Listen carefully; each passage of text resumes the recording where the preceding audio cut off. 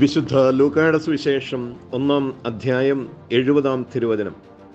ആദ്യം മുതൽ തൻ്റെ വിശുദ്ധന്മാരായ പ്രവാചകന്മാരുടെ അധരങ്ങളിലൂടെ അവിടുന്ന് അരുളി ചെയ്തതുപോലെ. ഈശോയിൽ സ്നേഹം നിറഞ്ഞ സഹോദരങ്ങളെ, സഖറിയ പുരോഹിതൻ പരിശുദ്ധാത്മാവിൽ നിറഞ്ഞ് ദൈവത്തെ സ്തുതിക്കുന്നത് തുടരുകയാണ്. ഈ സഖറിയ പരിശുദ്ധാത്മാവിൽ നിറഞ്ഞ് ദൈവത്തെ സ്തുതിക്കുമ്പോൾ ശരിക്കു പറഞ്ഞാൽ പ്രവചനങ്ങളാണ് സംഭവിക്കുന്നത്.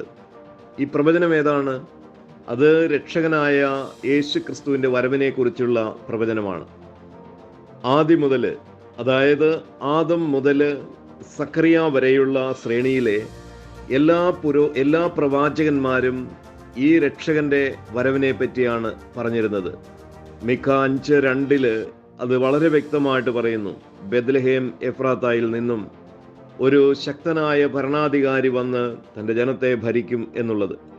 യേശുവിൻ്റെ വരവിനെ പറ്റി ആരാണ് സംസാരിക്കുന്നത്? അത് ദൈവമാണ്. കാരണം പരിശുദ്ധാത്മാവ് നിറഞ്ഞാണ് പ്രവാചകന്മാർ സംസാരിക്കുന്നത്.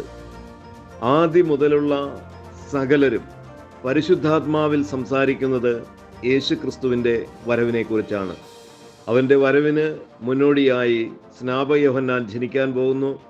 അതിനു മുൻപ്, തൊട്ട് മുൻപായിട്ട് സ്നാപകയോഹന്നാൻ ജനിച്ചു കഴിഞ്ഞ് യേശുവിനെ പറ്റി അവസാനം പറഞ്ഞു നിർത്തുന്നത് സഖറിയ പുരോഹിതനാണ്.